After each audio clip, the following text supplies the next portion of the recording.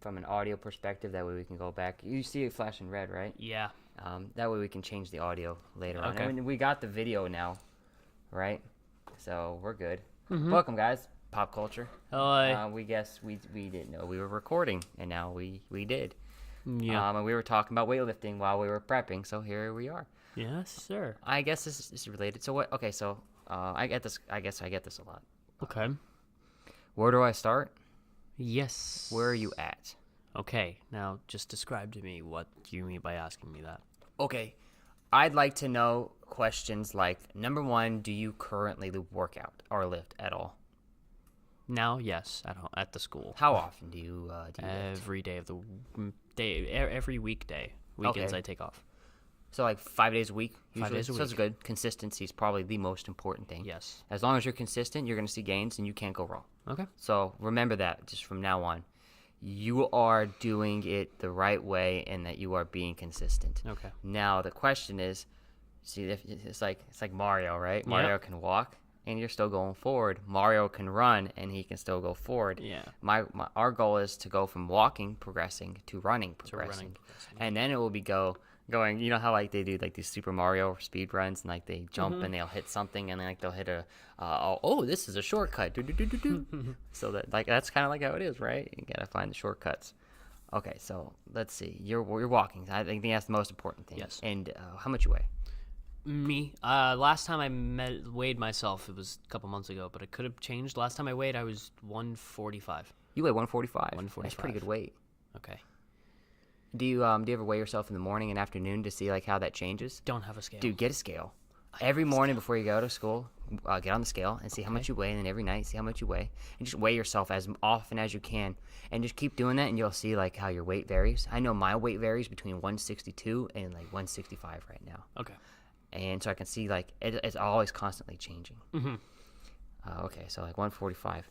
I guess a good goal for bench is always about 1.5 times your weight. Okay. So 210 would be 210. a good goal. So let's just say 225. Okay. Because by the time you build up, you're probably going to want to gain weight. So let's get you to 225. What do you bench right now? Right now, the highest that I've ever benched is 135 on each side. On each side? On each side. On each side. One on each side. 270 pounds total. On each side, yeah.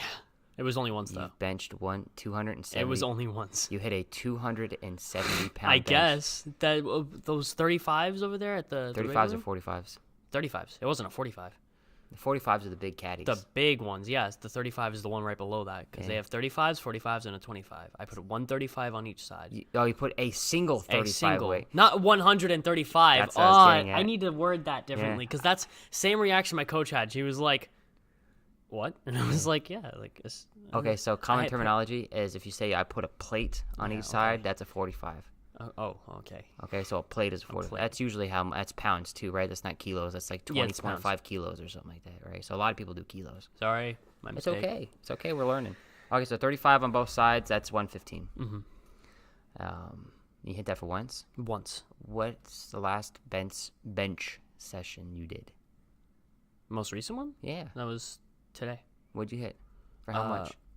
Well, I was progressing. So the final one that I hit was I gotta remember his first period. It was. I think I just did 35 because we went from 10s, a single 10 on each side, and then we put a 5 with the 10 on there. Okay, so were you doing single reps or triples or quadruples? I was doing them 5 times. Okay, so then you hit probably, I'm going to guess, a 95 for 5 at least. Okay, yeah. Which is a 25 on each side. Mm-hmm, yeah. Okay. Did you do the 105 for 5? What is that? 105 pounds, it's a 25 it's a 25 and a 5 on each side. No. Oh, no, yeah, I did that. Okay. Did you do a 35 for 5? It would be 1. No, I only did the 35 once. I couldn't even get it up. Okay, so you're tired. I was tired. Okay, so then I'm guessing, do you squat? I do. How much you squat? For squatting, I put, since I progress, I put a 25 on each side, 125, like a single. I gotta rephrase that. A 25 on each side, and then I progress by putting a 5 on. Then I go to 35, and then I think the highest again, and I did 5 35s, like 35 on each side. Not 5 35s. Yeah, five reps. 5 reps, yes. Okay, so a 35 on goal each side. for squat would be twice your body weight for now. Twice, yes. So you want to hit at least a 280, Mm-hmm. and we could probably get you that by the end of the year. Okay. And then so for deadlift, you want to go 2.5. So if you're going to hit a 280 squat, let's get you to a 3. Let's do 3 plates on each side, 3 45s on each. That's if we get you even ready for deadlift, because I don't know if you're for that heavy that quick. Mm-hmm. Okay, but those would be good goals, like 3 plates on each side for deadlift, 2 plates and a 25 on each side for squat, and let's get you to 2 plates for bench. Okay. Okay, so now that we have goals, bench, squat, deadlift. Those are my big 3. Bench, squat, deadlift. You want to get big and you don't know what else to do, you don't have a program, then just go bench, squat, deadlift, and just keep doing those. And then there's some holes. Like there's some very I don't want to say holes, because I'm thinking they're called holes. You'll see why here in a second. But there are some, I don't know, just major errors made when people do these, right? Like when people bench, they do elbows out. Like You're supposed to keep your elbows in, no? Yeah.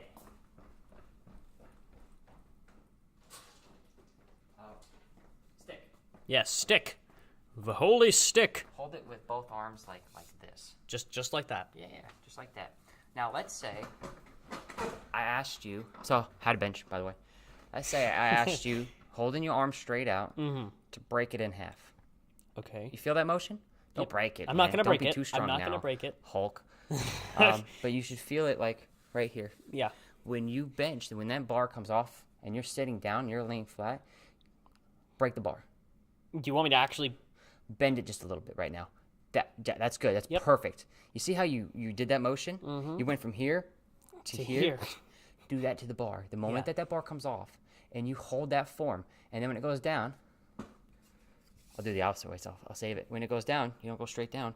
You go pull your chest out. Yeah. You want to get to like right here on your chest and keep those elbows tucked in. And then that's how you learn how to bench. So first, just technique.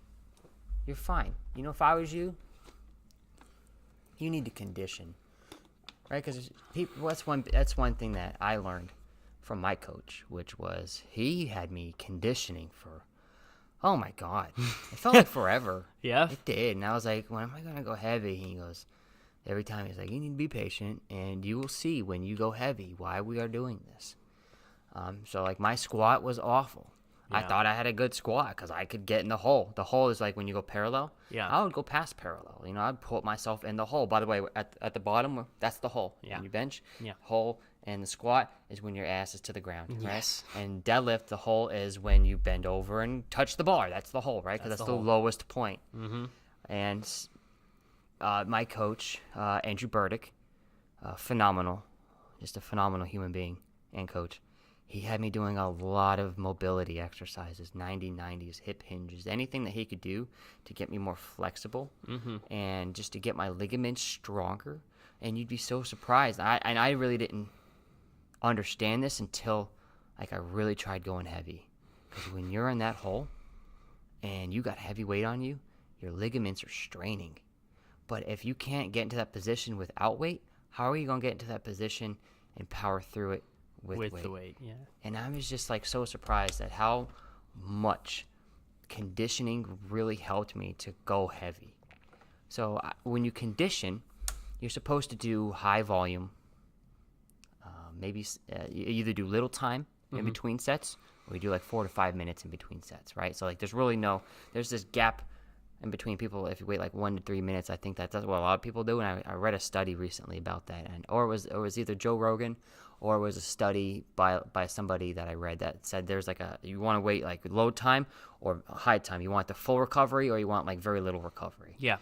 So choose one, right? And if you're doing 45-minute sessions, you're going to want to probably go West Coast, which is 10 seconds in between sets. But I did that on Tuesday with my bench. I went up to 250, and then I dropped it down to 185 as a follow-up. And I did sets of 5. I did 4 sets of 5 with 10 seconds rest in between each set. I was exhausted. And then we took off the 25s and dropped it down to 135, and I did what we call AMRAP, as many reps as possible. And so keep going till you fail. And that's what I did to end it. Now, I'm not sore today, but that's not the purpose. Like, sure, you want to be sore to let you know I did it right. But you shouldn't always be sore. There should be a point where... I'm not even that sore anymore. You ever hear of... You know Arnold. Yeah, you ever see his movie, Iron? Pumping Iron, I think it's called. You go to Netflix, and he has a movie, a documentary, basically, about how he lifts weights. And one of the greatest phrases from that is, shock the muscle. You want to shock and shock and shock the muscle. The last 3 months before you shock the muscle. And you're like, why? Because it builds that muscle, right? So because your muscles are smart. Apparently. They get used to it. And you're like, oh, it makes sense. Do you get sore walking? No. Because your muscles have used to that motion, which is why it's so hard to build calves, because you're going up and down all day. So like when you do calf work, you have to do high volumes. You really have to shock it. So I am a huge advocate of changing your routine. Right, so like 1 week I go volume heavy, another week I go intensity heavy, and like I could wish I could remember what I was gonna do after I do pause reps. Like I have it written down somewhere, because like I've been doing pause reps for like 4 or 5 weeks now, with the and my body's starting to get used to it. I've conditioned, like when I first started, dude, like in July, I was doing 165 pause reps, and I was getting exhausted by the end. And now I'm at 195, 5x5, and I'm not exhausted. And I'm like, conditioning. Yep. I want you to condition yourself. That way you can go heavy. So, easy sets counts, right? So if you want to start building your program, bench, squat, deadlift, 5x5s. 5 sets by 5 reps. Okay. And you can alternate 4 days rest in between. Okay? So if you squat Monday, you deadlift Thursday. Okay, yeah. Because those are kind of the same materials, or same muscle groups. Muscle group, yeah. Mostly, not all the same, but they're very similar. Where squat is more, butt, quad. And I mean, it's that whole leg. The whole leg. It's upper, middle, back. So then I can start saying things like, if you want to do like, what can you alternate in there? Oh, dumbbell rows. Rows are the most. Rows. You have to. You know what? Here's a nice little tip. My coach told me as well. You want to go for every 1 push. Squat is a push. Yes. Bench is a push. For every 1 push, you need 2 pulls. Deadlift is a pull. Deadlift is a pull, and so is rows a row. Are pulls. Rows are pulls. Shoulder, rear delt pulls are great for back of the shoulder, right? These are raises, so that's more of a pull, that's right? That's another thing I've been asking, right? You've so far you've talked about the chest and the leg, right? But obviously, I'm not only going to work those out, right? Back. I was just going to say my back. Always do back. Every single day? Yeah, and you can do different parts. You can do upper back, middle back, lower back. Yeah. Okay. Okay, so here's the thing about growth, right? Now, you have to have hormones. Duh, right? But how do you get your body to really output hormones?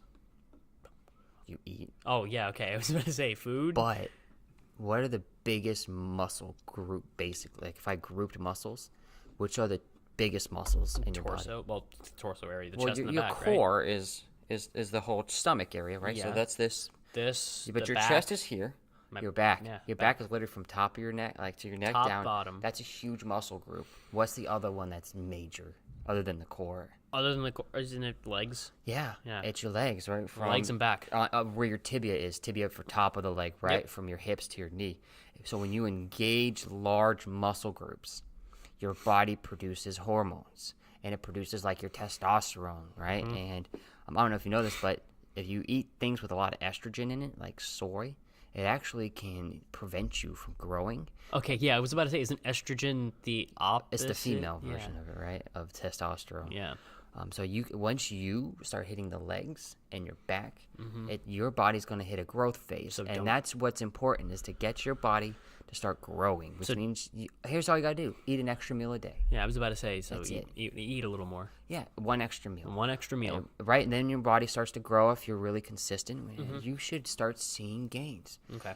Then when you're at that size that you want to be, and you want to get bigger, maybe you do. Maybe. That's when you start doing things like protein and creatine and dextrose and BCAAs, you know.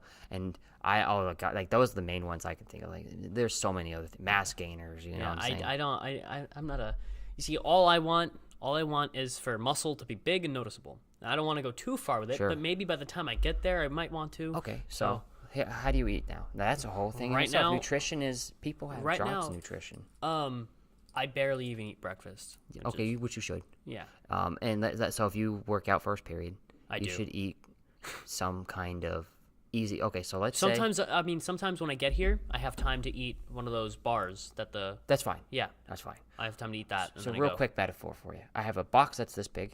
I have a box that's this big. Yes. This box is made up of a bunch of different boxes connected together like one big molecule. This one's a really small box. Now, I say you have to break one down as fast as possible. Which one do you choose? Yeah, it's obvious, right? If you look at it if you ask the questions the right way, you come up with easy answers. Yeah. You have small sugars and you have complex sugars. They're all carbohydrates. Yes. There are three main groups: proteins, carbs, and fats and oils. If you can learn how to manipulate those three, then you can really learn nutrition. And carbohydrates have your simple sugars and your complex sugars, right? Yeah. Fiber's a sugar in a way, like it helps you digest, right? Because your body can't process it, so it just goes right through you, which helps you with your digestive issues. Okay, so like I'm about to work out. Okay, that's great. How long? Is it an hour away?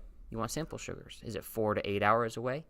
Go a little bit more complex sugars. You're talking like good oatmeal, right? Like maybe even like a rice. Although rice spikes your insulin levels, which is a good thing. Yeah. If you want it, if they're planning on it. Like I've heard of powerlifters using insulin, like insulin shots. Like people go crazy. Oh my God. Right? You always want to eat at least like 25 to 30 grams of protein, but like an hour before. Okay. Get a hot dog, get a can of tuna. Okay, it's that simple. Like you don't have to have. Just say, Mom, Dad, give me a can of tuna. How much is tuna? Right? It's like $4 for 4 cans, like $1 a can, basically. Yeah. That's there. There you go. There's your breakfast, right? And just open the can, eat it. And if you want some flavor, put some mustard in it.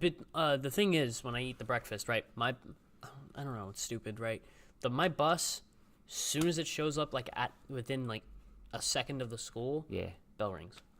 Okay, so I you need get to be here eating and I need on to the get bus. that. No, I don't have anything at home that's quick like that. Like my family, like we don't really have anything quick like that. You need to plan healthy. the night before. Put something in your book bag. So then while you're on the bus, you just eat. If you're gonna lift heavy, you're gonna lift heavy on Mondays and Thursdays. Yes. Squat Mondays, deadlift Thursdays. I would, if I was you, bench Tuesdays. Wednesday. I do that already. Okay, so Monday, Tuesday, Thursday. And the reason I say that is because the bench does use your back, and you want to kind of have some recovery between your bench and your deadlift. So Monday, Tuesday, Thursday. That means you eat big on Sunday night, Monday night, and Wednesday night. Oof. When I go heavy deadlift, because like let's say, like today I'm going to go heavy. I'm going to try to hit. It's really not that heavy. It's just tiring. I'm trying to condition now. Yeah. Because I've been out of it for so long with my ACL injury. But now that I'm back, I'm starting to lift more. And I'm noticing that my conditioning is just out of the picture. So I got to drop down to like 300 pounds. I'm going to go for reps. Drop down to 300. Right. That sounds like, for where I am right now, that sounds mental. You'll get there. I know. I have a feeling I will, but just being here at the school gym, doing 35s, and you hear, I'm going to drop down to 300, calm myself down. I'm like, what? Last night I ate like 6 tacos. It's not outside the realm of possibility that I'll eat a whole pizza to myself the night before a big lift. See, that's what I'm talking about, right? I get a lot of people. I talk to people that I know are healthy, right? And I say you say to eat a lot, but there isn't a lot of healthy things out there that are affordable for me. That's okay. So unhealthy foods I'm not talking like crazy unhealthy, but I'm talking like you're trying to feel not guilty eating. I'm trying like to Taco not Bell. feel horrible if I eat like a couple of pizza slices. No, and you should I'm absolutely not feel horrible. I'm trying to work out. Everything's in moderation, right? Too much of anything's a bad thing. Of course, you can drown in water. Yeah. So this has been something else Burdick taught me, my coach. And because I had these same questions. I'll call him up all the time, and I don't do it anymore because like I already know what he's gonna tell me. I ate a pie. I mean, dude, I could tell you some fun. Like when I was trying to drop weight. Yeah. I dropped like 10 pounds, and then I had hit this wall, and I was like 2 weeks away from competition. I needed to drop another 10. And over the course of 3 days, I hadn't dropped a pound over like 3 days, and I had been consistently losing like at least a pound a day, or at least a pound every other day. Yeah. And I hadn't seen nothing, and I called him up like, I'm worried. I know I'm eating the right things. I'm only eating protein. My fats and oils are like between 10 and 20 grams, and cut out all carbs. And he goes, eat a pizza tonight. I said, what? Because first off, your body is starving. Your hormones have kicked in because they realize your body is starving, so your body is starting to preserve itself. Trick it. Eat a pizza. He said, eat a pizza. I ate a pizza. 2 days later, I dropped 5 pounds. Oh my god. Oh my god. And I consistently, not only did I drop the full 20 that I had planned, I dropped to 25 pounds. Oh my god. And I was like, how did that work? Hormones. Hormones play a big issue. Okay, but how does that even relate to what you're saying, right? Like, I'm so sorry. I didn't answer your question. Yeah, I'm sorry. It's okay. It's okay. Eat. If you are trying to grow, you eat what you can. Yeah. Let's look at it not a course of a day, not over the course of a week. Let's look at it over the course of a month. Should you eat out at McDonald's 10 times? Oh my god. That's a lot of McDonald's. That's a little much. That is a lot. That's 1/3 of the time you're eating McDonald's. Is it okay to eat it 5 times? Sure. Once a week, maybe even twice a week. Why not? Your body can process that. It's okay, okay? Because you're trying to gain.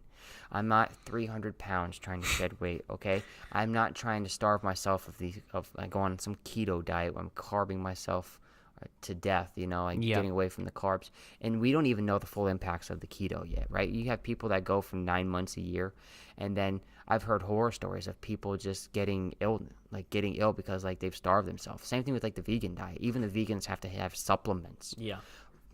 Everything has to be in the perspective of a long time. So when you are planning your diet, think over the course of a month, what can I do? How many times? Maybe red meat once a week. Oh, actually, you know what? If you're gonna go big, eat a lot of meat. I was about to say, I can't cut out meat, man. Especially red meat. Yeah. Ooh. Fats and oils are good for you. Okay. Peanuts are good for you. Any kind of nuts really good for you. But even there's some like the worst ones are like cashews. Okay.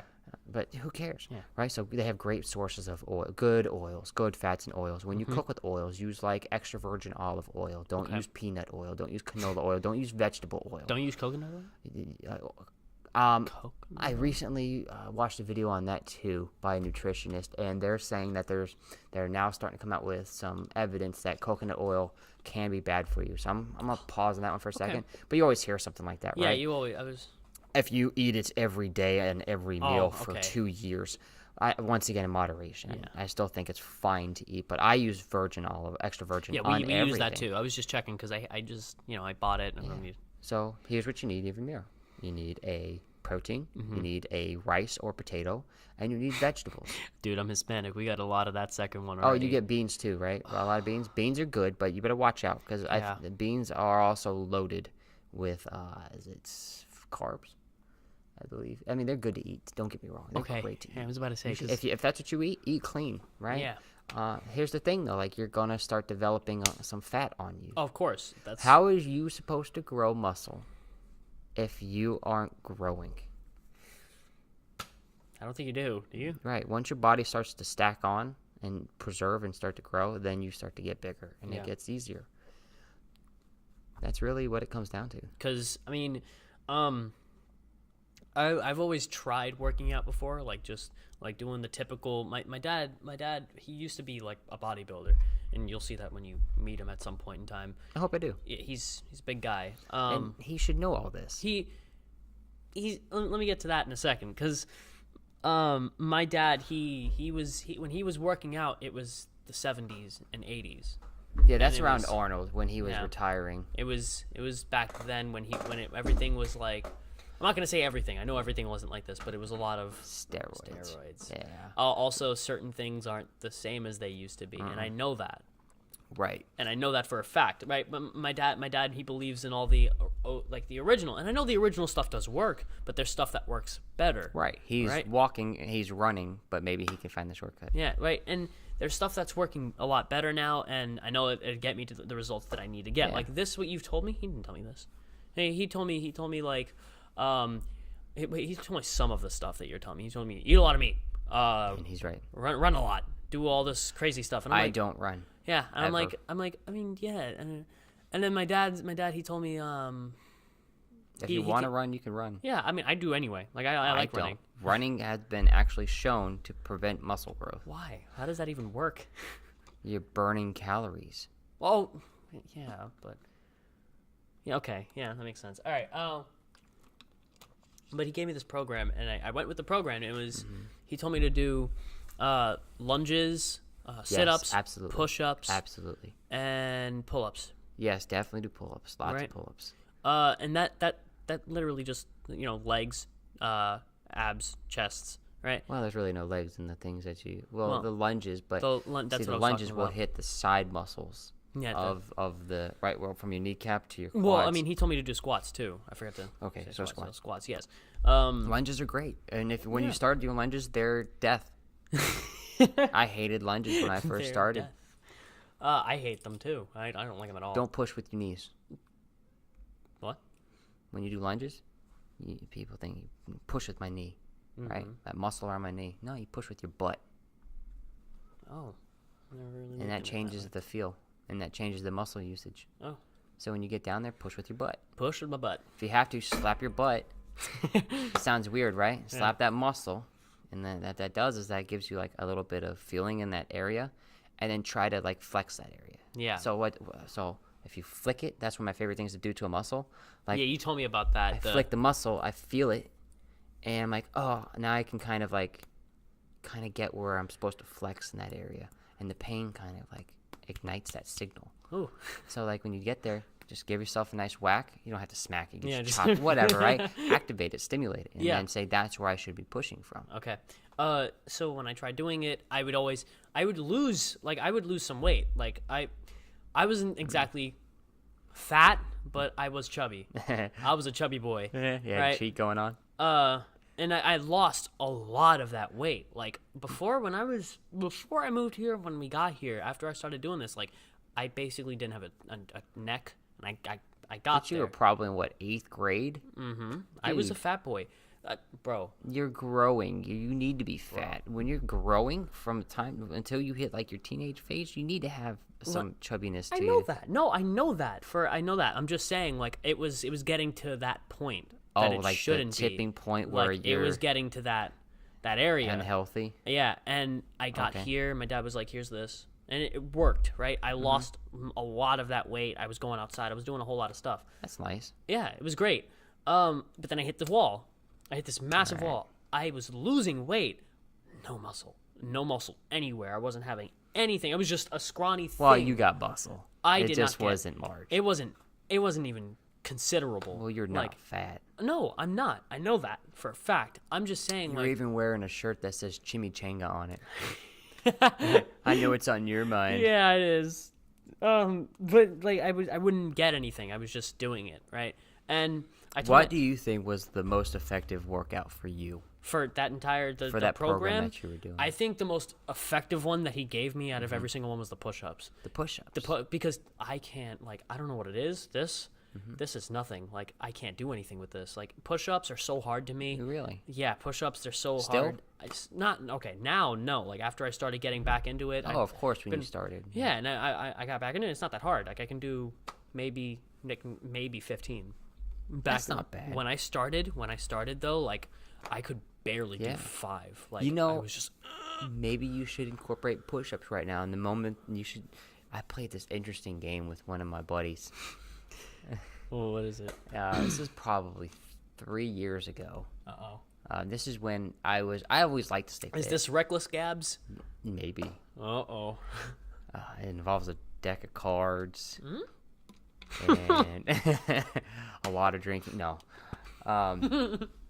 This is we got this from the Marines. I believe this is where it originated from. I'm I have so no sorry idea I what bent it's your called. yardstick. It's whatever. I was trying to be fit, and I was like every other newcomer, had no idea what I was doing. I just thought doing massive volume would be helpful. oh, let me go 135 and just do as many as that as I can, go to 155. And I didn't know what I was doing. I didn't know technique. I didn't know none of that. So one of the things that really helped me was I was doing a lot of push-ups. And I realized I could do like 50 push-ups eventually, right? Because I just did so many of them. Yeah. Without stopping. Oh, my God. Buddy's like, and I did a lot of sit-ups too, right? Oh. So my buddy's like, hey, tell you what. Well, I'll deal you 5 cards. Aces are ones. 10s are, 10 jack, queen, king. And everything else is face value. And whatever that comes up, you're going to alternate between that many push-ups and then that many sit-ups. So here's 5 cards. Do that many push-ups. Cool. Do that many sit-ups. And you had to get through the deck in less than 10 minutes. Oh, my God. So the first time I remember it took me almost 20 minutes to do. But I did it so many times with this dude. My best time was like 9 minutes and 50 seconds or something like that. Ooh, just there. Yeah, I hit it too. I stopped after that. I was like, I can't do that.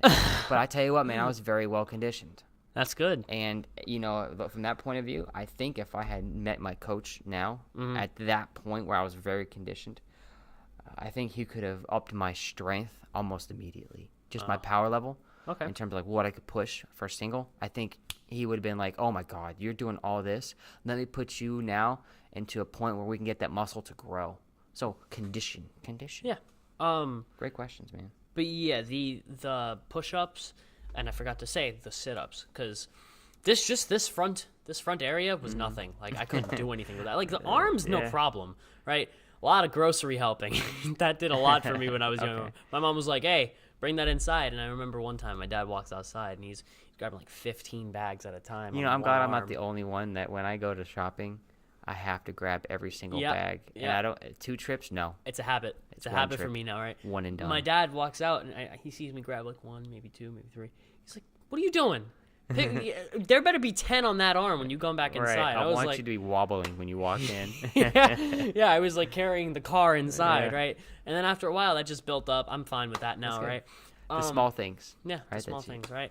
That's no problem. My legs, absolutely no problem, because where I lived in New York, I could walk and run everywhere. Sure. And you have to in New York, right? Yeah, like I could have just, like my school down the block, right? Everything, the park, just walking distance. And I built up all that, but this... if you do more pull-ups, if you start doing a lot of pull-ups, you're going to notice that your arm size is going to naturally increase. Yeah, doesn't it like work out both? You're not supposed to. It's supposed to be a lat thing. So I you're know. supposed to lock it and pull with your lats, not pull with your arms. With your arms, yeah. And that's what a lot of fallacy. And that's what people stop. Like, I can't lift myself. Well, you got to learn how to develop that back muscle. That's your mid. Military press. Do military press. Teach me how to do that. Because, okay, that's it right there? Is it front or back? Both. The front hits the front shoulder. And then the back hits the back. One thing people do is they go chin up on the way up. Right? So I look up. And on the back, you just go back. The back one actually is more widely regarded as building the muscle. Yeah, I mean... What you need to do, though, is standing. Yeah. And the reason I want you to do that, and you got to keep your chest tight. Okay, don't let the chest pop out when you do it. Try to keep it. That builds your middle muscle in your back, which will allow you when you eventually do squat. So when you squat, your back is going to go down. Keep straight. But it doesn't stay straight. No, because the first motion with your squat is butt back. Oh, yeah. The first thing you do when you squat, people are like, go down. No, back. butt back. And then as you go down, you get in the hole, your back's going to be angled. Well, as your back is angled, this is the muscle, right? The middle upper one that's holding you up. So you have to have a strong middle upper back. Yeah. Condition it, right? So we're not going to have you going heavy squat or heavy anything. We're having you build the right supplemental muscles that allows you to build and pull-ups were kind of my nemesis for a little while. Just for the basic fact that like it was we have like a little pull-up bar that you could just latch onto the ridge of a door. You've seen so many videos on those going wrong. How many fail videos? Yeah, I could just latch onto a door or something, right? And I remember this one time. It was embarrassing, like really embarrassing, because right, my brother, he actively, well, not right now, it's just job problems, but when while he was growing up, this guy was he really wanted to build up. He wanted to look good. He wanted to look presentable. And he got to that point. He has like the V shape. He's got everything big, built up. So you would say that your father probably had a large influence on both you and your brother. My brother, huge influence, massive influence. My dad signed him up for like athletic, everything. Like he was in high school when we lived in New York. He was like, "You're gonna do this, this, this, and this." My brother was fine with it. He didn't care. And he was getting Right. he was getting ladies and all that. He was fine. Oh right? yeah, the ladies. he was doing fine, right? And he was doing pull-ups, right, at the house one time. And I was like, "Let me try one." And he was like, "You want to try? You sure?" And I was like, "Yeah." I was like 10, 11 at this time. Did you get it?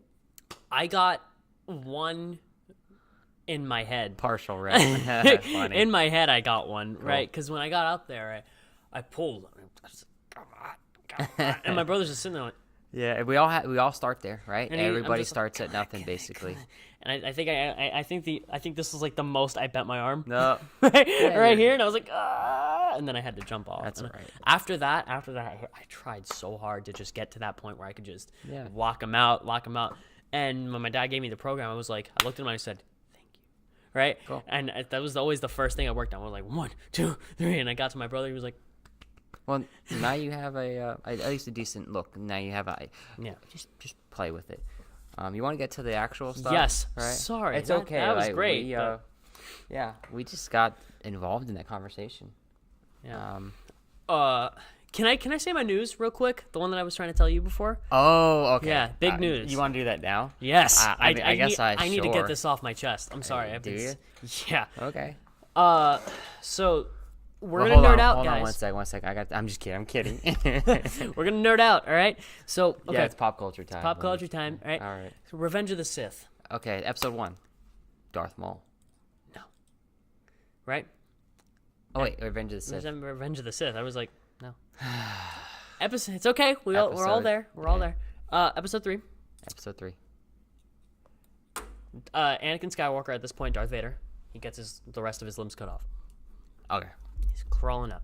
He's got the arm He's pulling him up. Pulling him up, right? I remember this scene. I hate you. I hate you. You were my brother, Anakin. I loved you, right? The one that brought a tear to our eye. But in that scene, we see Anakin as angry, evil. He's fully committed to the dark side. Yeah, we see his. We see it in the visual of his Right? eyes. Mm-hmm. They turn yellow and red. What if I told you? Right? What if I told you that wasn't originally what was going to happen? What do you mean? What if? So this is what was originally going to happen, and you even see it in the movie, right? So the original script. This was released yesterday by really? officials. This is recent. This was released Interesting. yesterday. You heard it first into from the, us. into the Him. public. This guy. Right? So the original script wasn't just Anakin screaming, "I hate you." Anakin was going to beg for help. He was going to have to try to redeem himself by begging Obi-Wan for help, pegging Obi-Wan as the bad guy, thus explaining why Anakin would say, "I hate you," not just because, "Oh, you cut my limbs off." I mean, yeah, but interesting. even in the movie, though, it shows a scene where he's pulling himself up, and it looks like he's pulling himself up, but he's really reaching out for like a hand, and you see his mouths word out, "Help me." You can see that. You can see that clearly in the movie if you just look hard enough. Right? You look at it. No way. I'm serious. I'm 100. Look it up. Look up that scene. I'm gonna do this Right? now. And it's pretty. It's like really. It's like it's not fast, but it's you're gonna have to slow it down just a little bit. There's a feature on YouTube to do so. Oh, I can't do that right now because I'm live streaming to my phone. That's exactly. The weird quirks that happen when you hotspot your phone and your computer automatically connects and then automatically starts streaming. Yeah.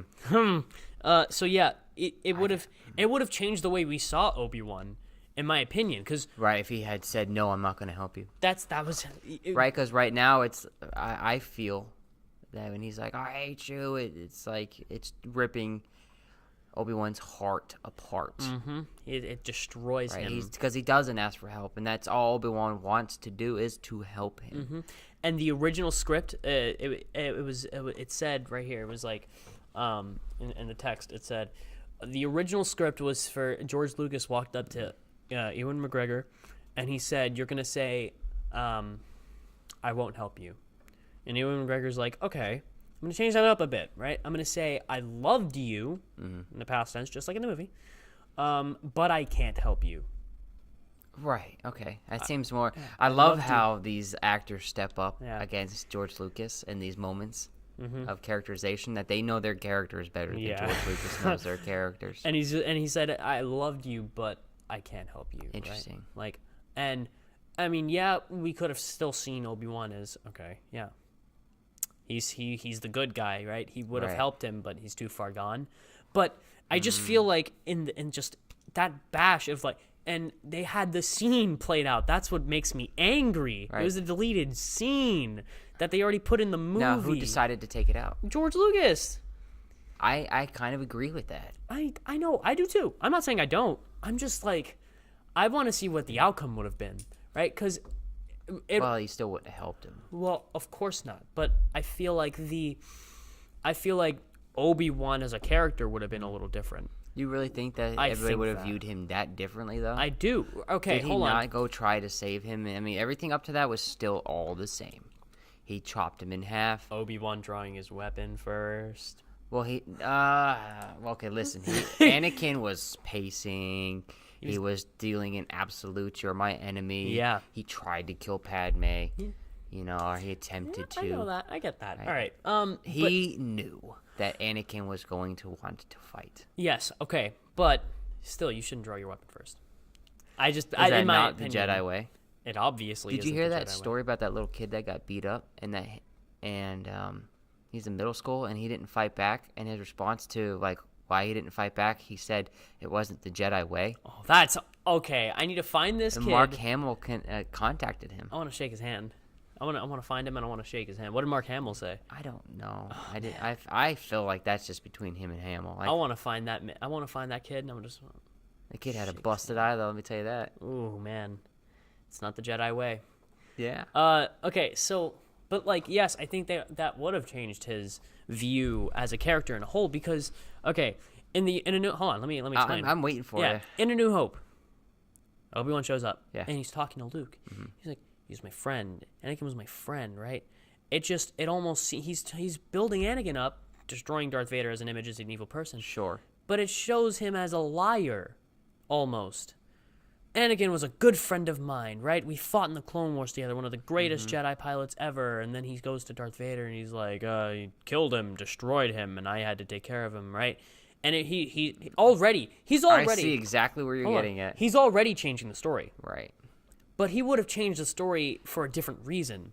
So you think it throws shade on his character because he had the chance to help Anakin, but he chose not to. That could have been Anakin's redemption to the light side, I believe. Right, so you feel like he actually took away Anakin's choice to be redeemed. Mm-hmm. And it makes a lot of sense, though.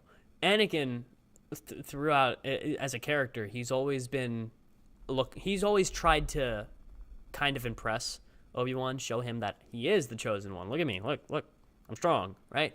And he always saw Obi-Wan as that brother. Like, he's a good friend of his, somebody he would trust with his life. And when he gets chopped up and then he says, help me, that's him regretting his decision. Okay. And, so, yelling like, I'm sorry, help me, please, I don't want to die. And then Obi-Wan's like, I'm sorry, I love you, but don't you feel like one of the main things that like defines a Jedi warrior is them choosing not to act at times, right? Okay. So I think, I feel like at that moment when all that was happening, Anakin was truly lost. He was gone. Mm-hmm. He is no redemption for him. And in light of what he has done, he's killed all those younglings. Yeah, he's killed children. He's tried to kill Padme, right? Who was pregnant. Mm-hmm. He went to Mustafar, killed all those people in pure blood, tried to kill Obi-Wan, right? From an adult perspective, if you've seen this that many times, if you have looked into the abyss will look back into you, Friedrich Nietzsche. Mm-hmm. Okay. Nietzsche, yeah. I think just from how Obi-Wan is just an extremely wise individual, right? He's very wise. I have something to point out. He might be not like the Yoda of them all, not. Because he's not 700 or 800 years old. Mm-hmm. I have such a good rebuttal. It's going to destroy this. So he sees Anakin, and he hits him, gets him, and now he's looking at him. He's like, "I have done everything I can for you." It's like a drug addict. Mm-hmm. Nobody can help you unless you choose to help yourself. How many times have you heard a drug addict say, help me, but they don't actually mean it? Yeah. No matter, and it is until that drug addict says to themselves, I am ready to make this change, that they're not going to change. They're not going to get off the drugs. Mm-hmm. Anakin is in the same way. That is a classic response. The moment that you have hit your lowest point, what do? You go back to the person who always helped you out. And that was Obi-Wan. Mm-hmm. And Obi-Wan has realized that every time Anakin ever got in trouble, he's the enabler. Okay. And it would have been his opinion that he doesn't. I hate you so much. So like, I honestly feel like in his mind he doesn't. He's like, I can't continue to enable you. Yeah. You put yourself into here.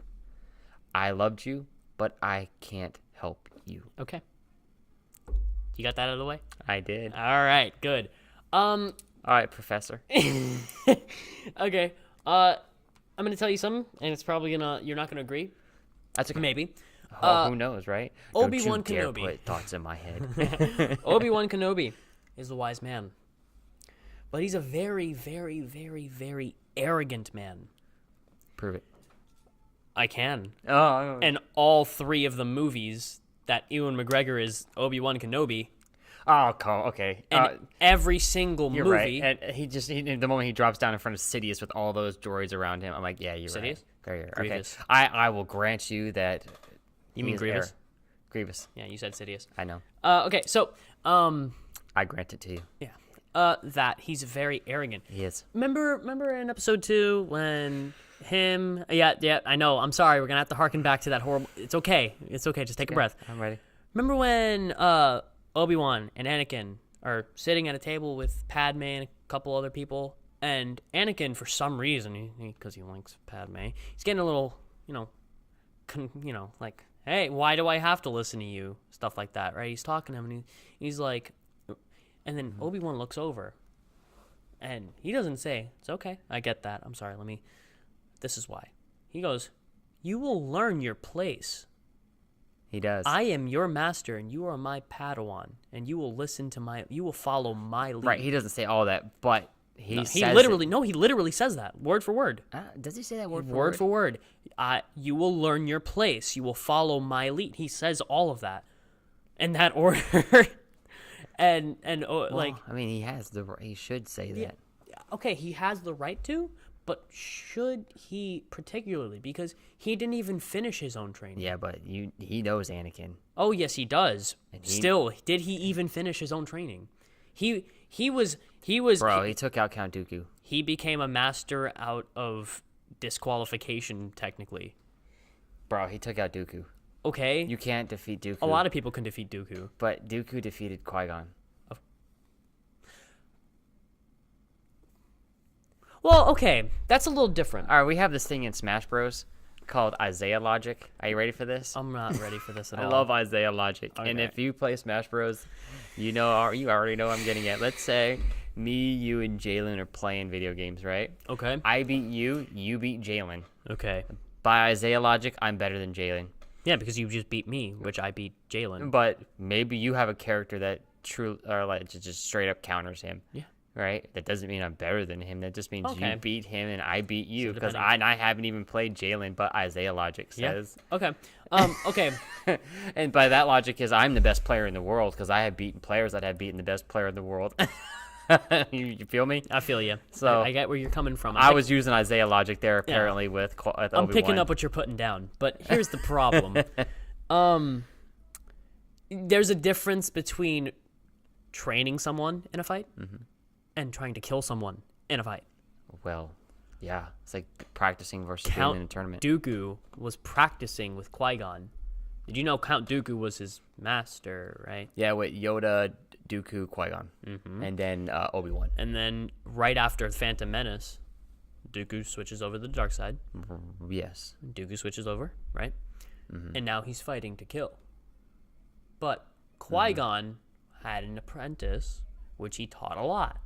And after watching Qui-Gon die, Obi-Wan got a full defensive form, which is nearly unbreakable by even the best Right, people we with a covered this lightsaber. last time. Yeah, we did. He had We talked multiple about defense that, forms right? that he can kind of employ. He was the first to master it. Like, he was the best to master it, right? And okay, like you said though, he's like a counter to Tyrannus in a way, Darth Tyrannus.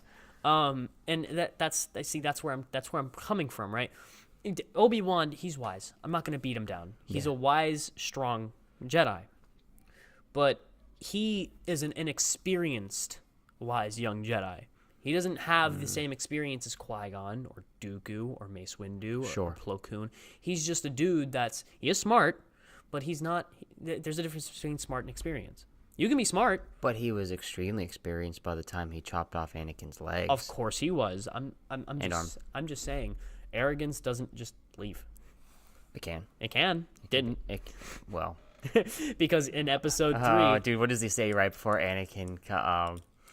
He chops off. I have the high ground. I have the high ground, Anakin. I have one. Yeah. And it's like, What? why didn't Anakin just start walking towards him? You just I have to jump over you. You underestimate my power. Okay. okay. I will. I'll say this. Like, the more we talk about this, the more I'm starting to see that some people could absolutely use that as a knock against Obi-Wan. That, he could have been saved. He could have been redeemed. Although I truly believe that Anakin was beyond redemption. There is evidence to state that maybe he was savable. And Luke did just that. Yeah. Which actually, if you think about it, might have been It's cool. even cooler because by this time, Vader has murdered hundreds of thousands of people. Or in canon. indirectly. Both. And he hasn't directly chopped off the heads of thousands, hundreds of thousands. Like, just time possibility wise, it's almost impossible. Okay. He's gotten close. He's killed a lot. Yeah, his kill count's pretty up there. He's killed so many people. And then Luke, his son, comes along. And redeems him. Hey, I love you, bro. I do like that. I'm not going to kill you. That's cool news. Like that's I do want to sit on this and re-come back to this. Yeah. Because that is pretty cool. Yeah. I just think it would have changed Star Wars as we know it. All right. Well, okay, so our last thing that we talked about on our last podcast, our news was the new Flash. Yes. And I have been getting questions about this too. Like, what do I think about it? Okay. So, what do we know? Okay. All we know so far, since it is a new season and it's coming out soon, you guys should check it out. CW 5. Yes. Right. He gets a new suit, and we have been getting mixed reviews on that one. A lot of mixed reviews. A lot of mixed reviews on that suit. I personally love it. You don't know what they're going to do with it, yeah, right? that too. Like, all from a visual aspect, I think it's pretty. Do you remember Captain Marvel? The picture that she came out with, where people are looking at the green, and they're like, "This has nothing to do with Captain Marvel." But I think people realize that that's for a green screen effect. That way, you can CGI the suit. Well, I mean, we'll just say they don't do the same thing with Barry's suit, right? There could be something like that, right? I'm with you. Yeah. I don't stay away from the suit. Let them do whatever they want to the suit. Yeah. Like, if they change it up in any way, that's them. And if I like it, I like it. If I don't, I don't. Right. And it's not even here yet. So how can I even judge it, right? Mm-hmm. I like the way it looks so far. It looks pretty. Right. Yeah, better than the Starfire outfit. I mean, T-Titans outfit. Oh, man. You really took a jab, man. It's just, ow. All right, let's move on. Okay. Oh, man. New Speedster. Oh, yes. Is it new, or do you think it's the return of that guy right there? Zoom? Yeah. No. God, no. Did we see him die? No, but we did see him turn into the Black Flash. Don't you? I think that. What's the chances that, because we saw that there's some kind of disfigurement on this new villain, right? Yeah. There was disfigurement. He had something wrong with his face. He had the blue lightning. Yeah. What if the Wraiths disfigured him, and he was able to escape the Wraiths? Well, no. I'm sorry, no. I know it's not him. I know it's not Zoom. How do you not know? How do you know that? Because that just doesn't make sense. Because once you're the Black Flash, you're the Black Flash. There's no escaping it. You're not you anymore. You're just. So then, what do you think? The Speed Force, you're the police for the Speed Force. What's your prevailing theory? My prevailing theory is I think they're going for the real Zoom, but in a different way. Because that's not comic Zoom. Oh. That is not comic Zoom at all. Explain. comic Zoom is basically just Reverse Flash. Wario. Reverse Flash, right? But different powers, per se, right? Yeah. And now, of course, they got to change something up, right? And I'm pretty sure they just changed the color of the lightning. Sure. His costume. Probably going to have just like what they did with, is her name Nora? Nora, the new one? The daughter? The daughter, yeah. The new speedster, yeah. One of the new speedsters. But I'm pretty sure that this is just revamped real Zoom. You think it could be from her timeline? Quite possibly. And he came back to prevent her from going back. It's probably her rival. It's probably rival. But done right. Because season 4? No, season 3. Season 3 Flash had their own take on the rival from a different universe. Season 3 was Savitar. Yeah. Remember when he went back and he changed his mother from... I mean, season 4, beginning of season 4. I'm sorry. I'm dumb. Beginning of season 4, after he beat Zoom. No, I'm sorry. Season 3. At the end of season 3, after he beat Savitar, he went back and he affected the timeline. No, or was that at the end of... That was season 2. You got me confused. Don't do that to me. Don't do that. There's just so many events in these. Season 2. Season 3, when he's in the other timeline where his parents are alive. Yeah. You meet Kid Flash as the Flash and all that. Bada bing, bada boom. He changes it back, fixes everything, but doesn't fix everything. Because Kid Flash's Reverse Flash was the rival, which is actually supposed to be... I remember. Which is actually supposed to be... terrible, which is actually supposed to be villain. Jay Garrick's Reverse Flash, the rival. And I think they're going to try and do something right with him. Maybe. It could be. Because I honestly love, the rival. For those who don't know, Flash is my guy, right? Jay Garrick's Reverse Flash was literally just called Rival. The rival.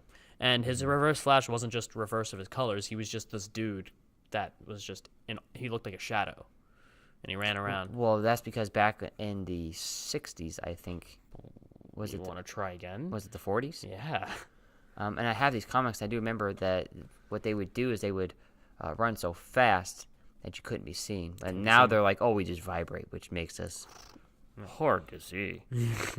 Yeah. They had some interesting powers back in the Golden Age. Yeah. So, yeah, I just think they're going to try and fix certain things, or they're just introducing the real. That would be cool if they kind of, fix that. Maybe they got a lot of complaints from the Definitely, they had to. That was just, Yeah, and Savitar was an interesting villain for me. I liked it. I thought it was cool. I even liked the last one. So I liked season 4. I know a lot of people didn't like it. I thought it was cool. It's a brand new villain, and you didn't really you had to really. I thought it was a awful way to beat him. Mm-hmm. I was very anticlimactic, But I just thought it was a great villain. DeVoe, loved him. DeVoe. I loved him so much. That's my weakness. If you guys don't know, I love villains that know they can win. And they just take that, like Reverse Flash. First season, Reverse Flash was insane. He was just dude, I'm faster than you by leagues. I know what you're going to do before you do it. You lost. If we had to compare, Flash to Reverse Flash, how do you feel about this? Okay. In comic or TV? Comic. Okay. Because that's a big one. This is a common question. You probably get this too, right? Why is it that when Barry goes back in time, the timeline gets all funky and gets screwed up, but every time the Reverse Flash goes back in time, I have an answer. It doesn't. It doesn't affect him. Right. And my explanation has always been a metaphor, and it kind of satisfies people. At least I think it does. Which is Barry's running around with a chainsaw trying to perform surgery, and he hears Eobard Thawne, and he's got a scalpel, and he's going in precision. Right. It's kind of like that, but the reason that he does continue to exist is because he can't not exist. Nothing can happen to him because he kind of can't, right? Mm-hmm. Look at it this way. The reason he is who he is is because the Flash exists. So as long as the Flash exists, he exists. No matter what. That's kind of a nice... That's how it works. That's kind of a nice thought. Yeah, okay, and it makes a lot of sense if you dig into it, right? Yeah. If the Flash didn't exist, Eobard Thawne would have nobody to look up to. Right. Eobard Thawne idolized the Flash. That's why he replicated the accident that gave him his powers, got the powers, went back in time, all that jazz, went insane and became the Reverse Flash. He accepted his fate. It's like meant to be. Literally it's just fate. It's the heads to the tails of the coin. You can't. Yeah. It's just they're dual. It's a dualistic relationship. Yeah. If one didn't exist, the other wouldn't exist. That's cool. how it works. And like yin and yang and all that. It's just and some people get mad at that. Some people are like, "Hey, sorry, I don't believe that because, like that doesn't satisfy me." Like, well, deal with it because that's how it works. So, have you heard the news? Depending on what news. It's Flash-related news. Uh-oh. Did you know that there's more than the Speed Force? Explain yourself, sir. Okay, so a very recent run in Justice League by Jeff Johns, who loves the Silver Age of comics, by the way. So a lot of this kind of like gives you an ode back to that. Okay. Apparently, there is now. Let me reverse back for a second. Do you remember the Green Lantern back like in Rebirth? That we had Infinite Crisis, and then we had this big issue with DC and all these universes. Yeah, just so many. And like I remember, like a couple years ago, when I started getting into it again. Like I started reading it. I was reading, and I was just so confused. And then I read Infinite Crisis. I'm like, oh my god, thank you for doing this. Yeah. Right. So we have all this, and we consolidated everything. And then all of a sudden, in the Green Lantern series, you're like, oh, you have the green ring and the yellow ring. Well, then. All of a sudden, now you have the Indigo tribe pop up, and then you have the blue. All the... And then even Hal Jordan was split between two tribes at one point. And then and now you have 4 rings. Then you have the love pop up, and then you got death pop up. And now you end up with like the full spectrum. The full spectrum. Avarice. The rage. Rage. Right? You have death. all of these Atrocitus, right? We all know Atrocitus was there in the beginning with Abin Sur. He was the one that trapped, right? But now you went from the Green Lantern to the core of rings.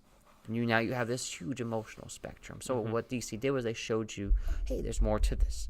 Yeah. You have been used to the will, but now there's more. There's more. DC has said, hey, guess what? You have matter and you have anti-matter. You have the forces of nature. You have the anti-forces of nature. If you're going to bring up the negative Speed Force, I already knew this was a thing. Okay. I was about to say. No, because that right there was like a big thing for me, right? Like I was like, that's cool. Yeah. So apparently there is the Speed Force. The next force is the Still Force, which can cause things to not move. I'll get to that. And then there's the Strength Force, which is exactly what it sounds like. It's just... There's the Sage Force, which enhances the user's wisdom. Okay. Hence the word sage. Yeah, sage. There's 7 total forces of nature that have that combine together to make the opposite of the white. Right? So like all the lanterns come together would make the life the life equation and the anti-life equation, right? We have the kind of the opposite of that. So who discovered this? Other than Sinestro. Sinestro years ago apparently found a ultraviolet ring. Uses the which to me doesn't make sense because the rings of power, right? Aren't they supposed to have emotional spectrum, meaning that they're powered? They're powered by emotion. Right. Well, what causes somebody to make a decision? Greed, Emotion. Rage. Yeah. All the rings represent some reason to make a decision. Yes. But now we have the ultraviolet ring, which to me just completely derails the purpose of the rings. Whatever. Yeah. So apparently Sinestro found it, couldn't harness it. Now he's harnessing it. Okay, and it's more powerful than the white ring apparently, which you're like, how? Dude, this is a combination of all spectrums. There's nothing supposed to be stronger than white, which is why it destroyed in the Blackest Night, right? Which is the supreme force. You're just like, bye. So we got the ultraviolet lantern core now, which there's so much to this story. I can't explain it. Like there's the alternative worlds, stuff like the Speed Force actually powers the Still Force. So when Lex Luthor got involved and he got Barry. John Stewart was involved. He was the one, Sinestro recruited him into it, took over his mind. He was able to get Barry to use his power to power up the Still Force. and then the still force was used against the Justice League members, and that's why Barry was so vital to this whole story. I'm not going to explain too much of it because you really got to read this story. Okay. And then then you have people who are using all these the strength in the Sage Force, and so right now we're at this point in the storyline, and this is where we're at.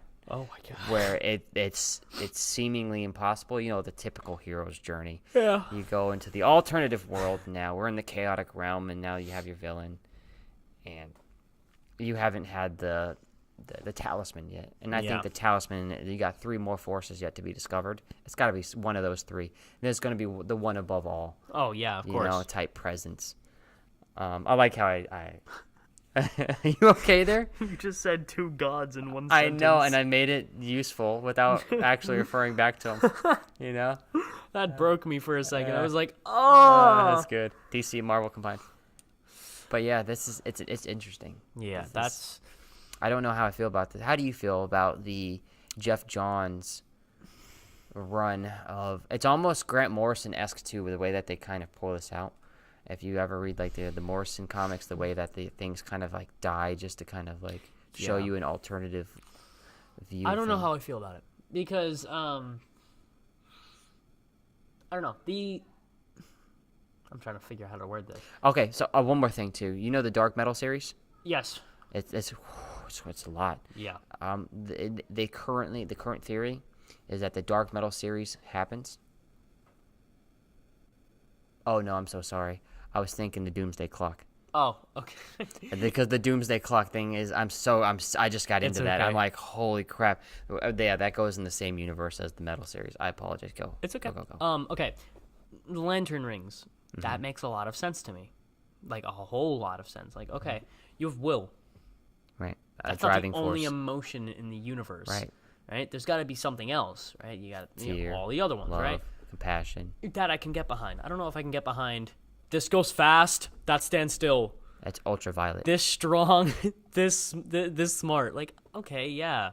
I know those things. I get those things exist, but I don't understand how you can use so many of those in a Flash comic. Right, and relate it to the Speed Force. And relate it to the Speed Force. Like, and the Still Force. Because the Speed Force, again, doesn't only make you fast. It does a lot of other things for you. A lot. It makes you smarter. It makes you stronger. It makes you faster. It does all of the things that the other forces do for you, except for the Still Force. So, these are rings of light, wouldn't you agree? Mm-hmm. Which I want to talk to you about that, because that's going to be a great segue for the main topic of today. Yes. It's light. It's hard light. It's 5 o'clock, 5:15. Do you have to leave soon? No. I have to leave at 6. I'm fine. Oh, we got plenty of time. Yeah. And, we're going between red and green, so we'll just have to take the video and just re-edit it probably. So, they're all light, right? Mm-hmm. Which means they all use photons. Yes. And except for, like, oh, goodness. Death doesn't use photons. Neither does Rage. Death doesn't use light, and neither. Rage uses blood. Right. So Rage uses blood. Wait a second. Yeah. Green uses light. Yellow uses light. What's the only particle in the universe that doesn't have light in it? Well, no, that's a terrible question. You're light or you're not, right? Yeah. Avarice and greed. That uses light. Yeah, definitely. Love uses light. Mm-hmm. Every other ring uses light. Uses it. Every other, especially, yeah. Every other ring uses light except for Rage and Death. Right. Yeah, Rage and Death. Okay. Which kind of makes sense if you think about it. Rage, you're not gonna create light out of rage. Right. You're gonna spill blood. Yeah. So crimson red. Okay, so light is a photon, which operates at this part of the electromagnetic spectrum. Yes. And if that's what the rings use to power themselves, well, what if it's... so it's still a photon. Yes, of course. The ultraviolet rays are still photons. They just operate at a different frequency. In wavelength, of course, because they're 100% inversely related to each other. So they're still using the photon as its main power source.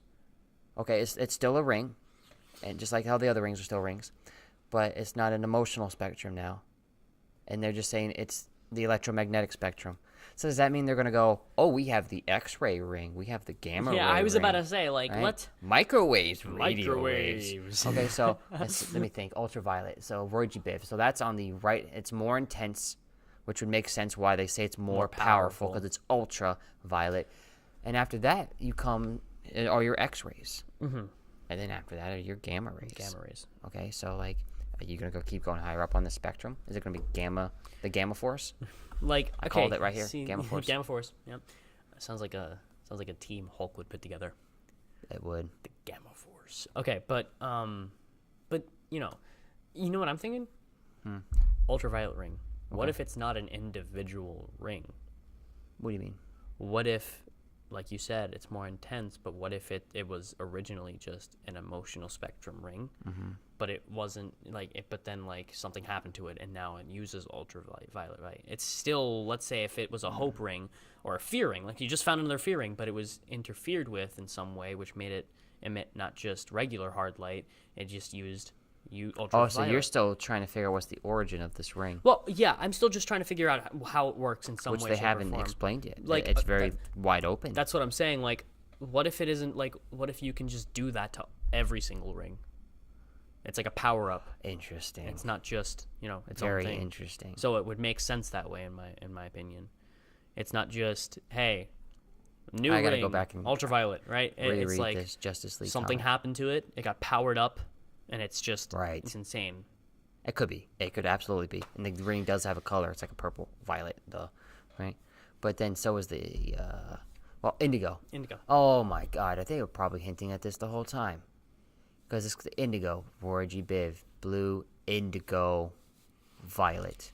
Now it's ultra violet. It could be ultra indigo, ultra blue, It could be a ultra compassion red. ring, or it could be. Does that mean that the red would be the infrared?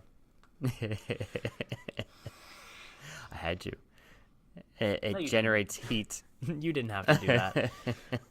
Okay. All right. Speaking of hard light, though. Yes. Okay, I was looking into the question that we had about Doctor Strange's his constructs. His constructs, yeah. Um, Bro, he texted me so like late in the day. It was so like I was just sitting there, right? I was getting ready, and then you texted me like, "Dude, Doctor Strange, what are his things made out of?" And I was like, "Whoa." well, I was watching the movie. Yeah. And I had seen a part of the movie where he. Yeah, he was. And then I saw like a flicker, and it looked like a spark fall. And then my brain said, "Oh, it's affected by gravity." And then, why is it affected by gravity? I understand light is affected by gravity, right? Yeah. But Black holes and so light is so fast that it just bends. Yeah, Just slightly. I mean, like by a millionth of a degree, like from what we've seen, our perspective from here to here. Yes. I can bend around stars, okay? But then I'm looking at it, I'm like, no, this fell. Yeah, it literally just It's massive. It's literally massive compared to light. To light. And then I was like, I'm gonna watch this Doctor Strange movie, and I saw so many times where some construct, like the teleporter like thing. wax on, wax off. No, the I'm sorry, bro. I know exactly the what thing when you they mean. teleport, you see the thing, the rim of it is like sparking. It sparks. Yeah. Okay. And even when they close it, it goes. And I looked at it. I looked for Because Science videos by Kyle Hill. There's nothing on this by him. So Kyle Hill, we're gonna tag you in this, and if you watch this, okay, we're gonna give you an explanation. Do it, and then credit us, and just to be like, yo, shout out to my boys. That was really creepy for a second there because we were both like, Kyle. Hill. Okay. Yeah. One of my favorite science channels to watch. Yeah, I watch him amazing. every day. I just watched his new video today. Recommendation of the day? Because Science. Kyle Hill. Because Science. He has his own channel now. It's okay. great. So the first thing I had to kind of like figure out if this is possible, and I'm gonna say yes, it is possible, right? Because like there are some things that are just impossible, like Ant-Man. Like, oh, we're gonna shrink it to be smaller than the molecules themselves that are shrinking. It doesn't make any sense to me. Or like, oh, this thing loses weight. There's so many explanations for this, right? But we're not gonna get into that. But so I was like, I have to find out if hard light is even possible. So are you ready for my journey? Yep. What is hard light? I'm going to find out there's hard light, soft light, specular light, and diffuse light. I already knew specular and diffused. I shine a laser beam at a mirror, laser beam bounces off. Oh, okay, yeah. It's specular. It hits and bounces. Diffuse is exactly the opposite. It just... You ever have like those windows that you look through and you can't see through? Yeah, but it's clearly lights coming through. That's diffuse. Yeah. It hits and it scatters in all directions. Hard light and soft light. Now this is where I started. I'm like, oh, somebody has to have researched this before. Okay, so hard light is where something creates a shadow, and I can see clearly what the edges of that shadow are. Soft light is where I cannot see clearly the shadows. Mm-hmm. There's a shadow right there. That's soft because you can't distinguish it. So I'm like, well, that doesn't help. That doesn't tell me what that is. Yeah. So then I started researching, has anybody ever created light or manipulated light to form any sort of solid anything? No? And I have come up with yes. And I have it here because there's just too much to remember. So first, the first thing I came across was the Imperial College of London, right? They have a photon-photon collider. Okay. Where they create gamma ray radiation from it. And what was interesting about that, I don't know if you know anything about Feynman diagrams, but Feynman diagrams show you how particles interact. And so they kind of say this is a possibility. So it shows you previous and then post reaction. Yeah. Okay. So the Feynman diagram for this has photon and photon meeting. And photon and photon end up with an electron and a positron. A positron is the opposite of an electron. Yes. Right? Which is weird, right? Yeah. But what that tells me is that photons can collide energy output gamma radiation, right? Which is just a wave. Yes. It's still a type of photon. Mm-hmm. Less of it. Electron and positron, which both have mass, which means I can collide photons together to make mass. Electrons and positrons. Photons don't have mass, do they? They're energy, which can be converted to mass. That's crazy. Where there's always that equals MC squared thing, right? Yeah. Okay, so then I was like, okay, so it's possible. Mm-hmm. But that's a lot of energy. You know how hard it is to send two pieces of light to collide so hard together that you create something like that? Something. I'm thinking that's probably not what Doctor Strange does. He probably does not take a couple pieces of light and collide them together. I don't see things exploding, nor do I see gamma radiation coming from these constructs. Because if he'd be dead. We'd all die. So that was like a bust. But I found that it was possible. My next thing that I came across was that somebody had actually stopped light in a crystal. Opaque versus non-opaque. Let's say you're on a boat and you look down to the river and you can't see past the river because there's too much light coming off of it. Opaque is when you can't see through something. I can't take infrared, look into the water, and see past the surface water because water is opaque. Yes. In that point of view, okay, I can't see through it with that particular, I guess, field of view. Yes. All right. Okay, so what they did was they took a crystal that was opaque they shined something into it in a certain way and made it opaque. Or made it transparent. It was opaque. Yes. Hit it. Now it's transparent. While they did that, they shined a laser into it. Then they took off the other one and they trapped light inside of it. They trapped it for a full minute. So now there's just a beam of light. There was just a beam of light trapped inside of a crystal. Yeah. Now, obviously, after a minute, it kind of lost energy. Yeah. Because it moves back and forth and heat That was and all that awesome. stuff. And I'm like, that's so cool because this is like crystal technology. Yes. You know what I'm saying? Where we can now store light information for a minute. What if a quantum computer can store a bunch of information at once? Then now we have parallel methods. And now we're talking an extremely crazy, just up in processing power. Like a rise in processing power. But once again, that does not explain how. Because I don't see crystals around him. Mm-hmm. But I do want to go ahead and say that now crystals are a part of the theory. Because if you watch Doctor Strange, you see crystals everywhere. When he does the time stone, or right, he has the time stone, and he does that to the apple, well, what comes out of the roof? Crystals. So there's a hint. Now, with the mirror dimension, what does it look like? Crystals. Okay, so now I have a running theme, right? Now I think I'm getting close. So I'm doing more and more research, and that's when I came across a study done by oh god, I didn't write it down, did I? Who did that study? No. But they were able to make a pair of photons. So photons were able to pair with other photons.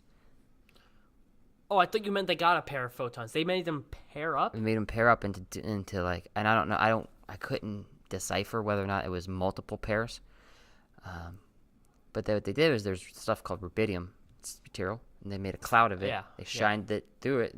The light kind of interacts with the rubidium, almost acting as like a carousel. Okay. And like they interact, and as the light leaves, what happens is they create the kind of like this entanglement. Yeah. And the light comes The light out, comes out of and it. it has mass. And I'm like, that's a lot closer now. But like, where's the rubidium, little guy? Oh, well, first off, magic is a science we don't understand. And so then I was like, where's the rest of this? Oh, it's on the back here. Okay, and then I stopped there because I'm like, okay, so I'm seeing that it's possible to create hard light. Yes. I'm seeing it's possible to create light with mass. So that answers that first question, is it even possible? Because if it wasn't possible, then there goes Doctor Strange. My next question is, where does his powers come from? Do you know? No. And this goes back to what we were discussing earlier. And I said we'd get back to it. We're talking about the gods of the earth. Oh. Because the second gods are like Odin, Thor, the current religious icons that we see. But the elder gods of earth, things like Gaia. Yes. Right? You know about that. Yeah. There was one that was called Agamotto. I know Agamotto. You know Agamotto? Yeah, I know Agamotto left Mm-hmm. and came. The first Sorcerer Supreme. Yes. Was Agamotto. That's why his talisman with the is called the Eye of Agamotto. So Agamotto came from Ashtor. She took off and then ended up with Horgoth. Okay. And they were kind of like the same type of being, god. Yeah. And they came together, and they came back, and then they gave birth to Agamotto, who was the first Sorcerer Supreme. Granted, right? We'll just grant him the first. And so then that led me to realize that there were two takes on Doctor Strange: the classical Golden Age version, yes, where he's super powerful, and the current version of Doctor Strange. And so the classic is very stupidly powerful, and he gets his power from the book of... I can't remember. Starts with an A. No, starts with a V. V? Yeah. I can't remember. Vishanti. The Book of Vishanti. Right, and I think we even see that in this Strange movie. Although I don't know if they actually explicitly state it. I have to go back and watch it. It is a strange movie. Yeah. So he's not a mutant. No. Let's just remember that he's not a mutant. Who said he was a mutant? Well, I have to put this out there because he's in the same universe as the Omega level mutants. But like, oh god, I can't. No. He ain't no mutant. And I found out that he gets his powers from others. What do you mean? The gods lend the him gods. his lend him You're their talking powers. about Agamotto? Or Strange? Strange. Strange gets his power from the So gods. does Agamotto. Okay, yeah. Right, so that's where his power comes from. So he draws it from other beings. So now I have a power source. So I'm trying to put these pieces together. Is it possible? Where's the power source? Now where's the combination? Right. So now we got the what? Right. It's light energy. We got the how from others. Now I want the engineering behind it. I want the put together. And this is where things got strange. Yeah. Ha. I'm gonna stop that. Yeah. Because in 2013, scientists created hard light in Princeton. They created it. It had mass. And also, when I was researching this study, I found out that, and it just made so much sense. Oh my God, I felt like an idiot when I read this because I know about what we call solar sails. Okay. Oh yeah, solar sails. Yeah. In space, right? Light hits it. Yeah. Why does it move? Because it heats up one side, the molecules vibrate. Yeah, they vibrate. And they take the momentum of the light and they rebound it, right? So, if I throw a ball against a wall, it bounces back, the ball gets momentum. I have a question, real quick. How does that even work? It's in space. It's momentum. Light has momentum, regardless. Okay, yeah, but what I'm saying is, in space, right? How do boosters work if there's no oxygen or anything in space? They have tanks inside of it. The air comes from the actual aircraft itself. I'm talking about how do they move? That's what I'm saying. They're in space. There's nothing there. Yeah. They're if you say boosters, the air's inside of the booster. It combusts. When it pushes the air this way, it also pushes the exact opposite at the same time. That's why if I push against this wall, I move that way. I know. Even though I'm pushing this way, it's the same thing, except the boosters are pushing air and not pushing a wall. I know, but what's the air pushing up against to make it go that way? Nothing itself. As a system, it's zero momentum. Mm-hmm. It's sitting there. Yeah. My total momentum must stay zero. I must say this one more time. My total momentum must stay the same. Now, let's make it even simpler. I have a toolbox, and I have a spacesuit. Okay. And I am total momentum of zero. Let's say I throw the toolbox that way. Mm-hmm. Does the toolbox not have momentum? Well, I mean, now it does. Yeah, because it has mass and velocity. Yeah. Let's say I define that as a positive direction momentum. Well, then my total momentum must still be what? What did we just get done saying? We just said it was the same. Has to stay 0. Well, 0. Yeah. Has to stay 0. Has to stay 0. So if I have a positive momentum this way, then there must also be an equal negative momentum that way. Mm-hmm. So where does that's me now? Yeah. My body has the negative to that positive Yeah, momentum, so you equal and opposite. And you get pushed. Same thing with the booster rocket. I am giving the air momentum that way, which means I carry the same momentum the other way. There we go. Okay. Sorry. Back to what you were You're saying. Fine. That was just. That's a great question. Yeah. So light can hit something, cause the molecules to speed up on one side, and then it just bounces out that way. And it gives it momentum, and it moves. And I guess the videos that we're watching, that they've even done this with things like nails. Okay? They put things on tracks and they hit them. They just hit light. Just shine it with light, and it just goes. Yeah, I know that there's a question that like physicists will get on. It's possible to get on like an exam from like a master's program. And I heard this from Michio Kaku that or was it Michio Kaku? Or was that or Neil deGrasse Tyson? It was like one big scientist. Yeah. He said that if I turn on a flashlight and then I let go, and let's say it has infinite power, and I let that flashlight stay on, it will actually start to move because the light has momentum, and over millions of years, it will continue to gather that momentum.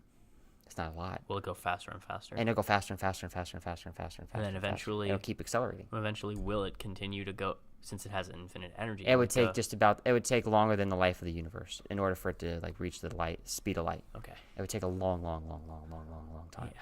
And a lot of it. It'd take almost infinite energy too. But it's possible, theoretically. Yeah. It's not it's not impossible, it's just highly improbable. To quote my favorite book. Yeah. Okay, so let's take a look at the scene where the Sorcerer Supreme, like she has like this light. The ancient one? Yeah, and she uses it as like a force.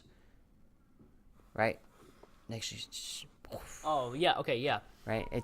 She's literally harnessing energy. She says she harnesses energy, which is light energy, and she can bend reality. So she's bending the where the light is, and she's literally using the momentum of the light as her force. Because force is directly related to momentum. Which, now let's talk about the constructs, right? If you can make hard light, which has been shown to be possible, right? If you can give it enough mass, it can fall and mimic. Yeah. Like a pebble or something. Yes. Something that has mass. But I can also use it as a force to blow things up, which you see all throughout Doctor Strange. Yeah. And using these constructs to blow things up, right? Now, apparently, in these studies that I just mentioned, that when these lights form, this Princeton study, that when light forms, it almost forms a crystal type lattice. There's a bunch of different lattices type lattice is a structure. Yeah. Follows a certain pattern. Now, what do you see throughout Doctor Strange again? Crystals. So Marvel did their research and they imagined that if light were to form, it would be in a crystal. Form of a crystal. But now if you look at the constructs,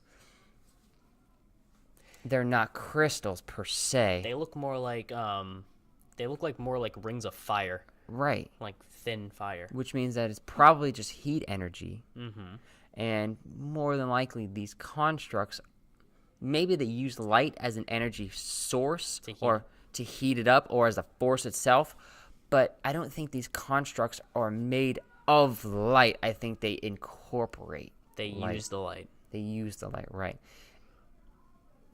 And so there's more than likely there's a Coulomb force going on there. There's electrons being used to manipulate it, so that way it creates a Coulombic, almost like a force field. Mm-hmm. And then when you see Strange going like, yeah, he's like, oh, come on, right? He's trying to manipulate the electrons around him. Yeah. And form a shield with maybe the ions around him. Yeah. I couldn't find anything on the mystic arts of using electrons and protons, but from all the studies that I have shown you just now, it is possible to manipulate photons into electrons. You can capture light in a crystal. And you can capture light in a crystal, and you can even make light into a crystal itself, which would be interesting too, because what if we can now start creating crystals for computers, for quantum computing, which would really up the power of computers.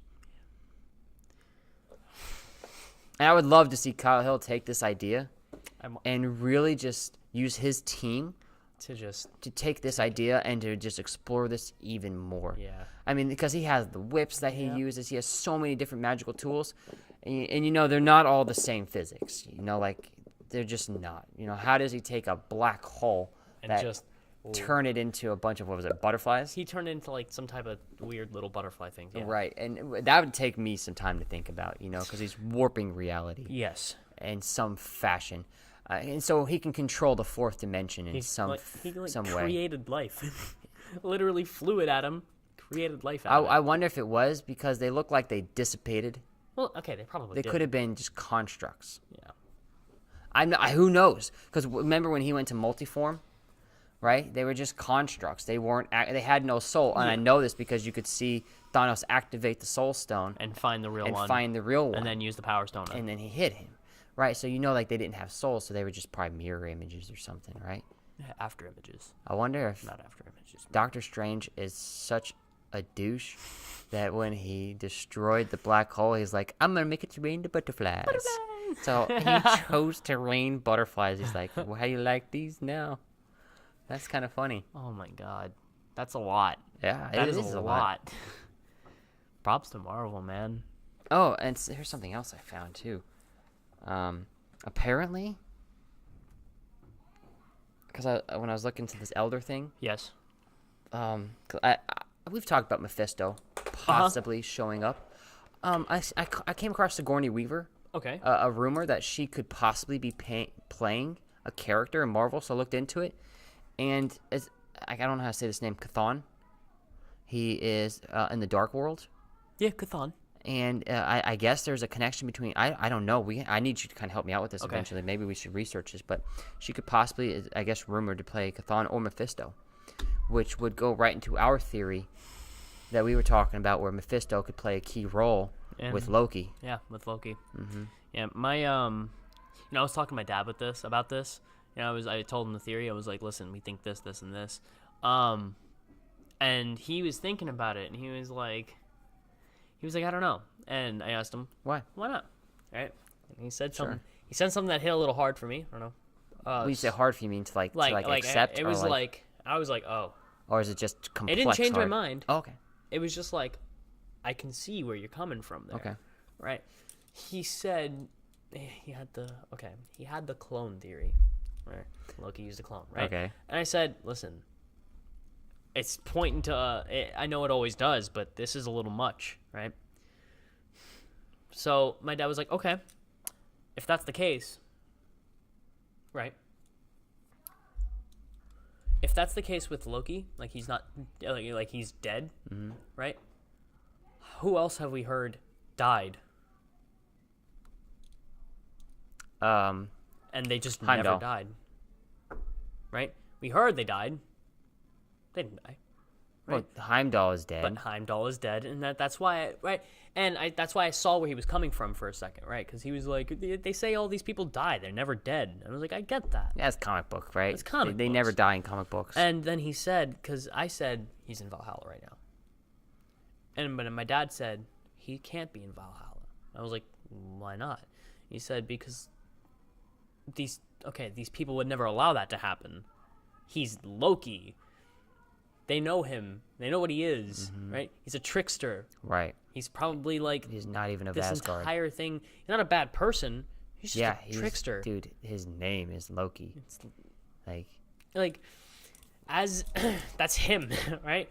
And my dad was God like, of mischief. Yeah, he's the God of mischief. And they're not going to let the God of mischief enter heaven.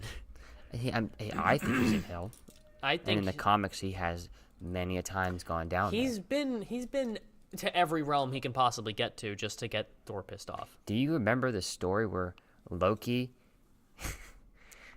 he sacrificed himself, left baby Loki. He had left a reincarnation of himself. Yeah. And then baby Loki grew up to be good, and he knew he was a god of mischief, and he did everything in his power to be good. And then the real Loki trapped his soul in a crow and then tricked the other Loki to exchange bodies. And so he tricked everybody in the end and then stole his own body from his own dwarf self, like clone self. Like, what a jackass. Why? Like, jeez, dude. He's dick. Yeah, like and that kind of struck me for a second. Again, didn't change my mind. I was like, yeah, Dad, but listen, this makes a little more sense, you know. And I agree with your dad, though. I don't think he can go to Valhalla. yeah, no, that's something that I was like, okay, Yeah, but he's doing something in the afterlife. sure. He's doing something. He might not be going to Valhalla with everybody else, but he's doing something. I would feel so, because Tom Hiddleston, man. Bro. They, to be 100% honest, he's Loki. And I love when they do that with people. I love when they find actors that are the characters that they portray. Well, I don't want They did that with almost the whole cast. I know. I don't want to do that. I don't want to say that, because that can also be torture for a lot of people when they get out of these jobs and then try to find Well, something look at else. Chris Evans. He's having panic attacks, right? Basically playing Captain America. He has to see a therapist. Yeah. And I also, like, for their career, because Daniel Radcliffe. Right, got typecasted. Yeah. And it was like, every time he goes for another movie, it's like, oh, you're Harry Potter. He's like, I want to do something else, though. Like, I can do other stuff. And they're like, no, you're Harry Potter. That's why he goes into theater now. Mm-hmm. And he was recently in a couple movies that he did really, really well in. Sure. Amazing. And I was like, oh, he can do other things. But again, you're never going to not see him as Harry Potter. And that's something that's bad and good, right? So what was the end of your dad's thing? I'm sorry. My dad, right? My dad, he kept saying, like, he's not dead. He's going to show up somehow, you know, all that. He didn't give him he said at one point he didn't give him the real time stone. And I was like, did you listen to our podcast? Yeah, I was like, did you listen to our, I was like, YouTube? But I was like, okay. And I was like, again, that doesn't make sense. Sure. It works. And he tried everything he could. And they came to a point where he, like, pointed out the uncertainties in the characters themselves. Like, Odin, he said Odin wouldn't let any of this happen. I was like, dude, Odin isn't even here. He's not even in the physical realm anymore. Yeah, he has died. He's actually died. And I was beating him in the argument. I was like, okay, listen, this, and this. And he was like, no, but this, and this. And I was like, you know. And then it got to a point where he was like, they're going to be reincarnated. They're gods. I was like, yeah, but I mean, it's possible. It's possible, but it's going to take a little while. It's not going to happen like that. I would love to see Mephisto. I'm so ready for it. Like, after that theory was proposed, I was like, let me go on Mephisto. Let me search up Mephisto for a second. And I want to see what Marvel does with this guy. Yeah. I want to see what they do. Even if it's very briefly. If it's for 5 minutes in the film. And if our theory is correct, and if Loki's walking around, if it's just the conversation that they have, I'll be satisfied. They just need to do it right. And that would lead to the next phase, because if Mephisto helps, it means Loki would have promised him something. Yeah. And then there goes back to the God of Mischief trying to find something. Yeah. What was I saying? Brain, I hate when that happens. Thanos, right? Big boy Thanos. What was I hate this. I hate this so much. I hate this. But we're at almost 2 hours, and we still have so much more to talk about. Next time. No. I mean, we're at that point.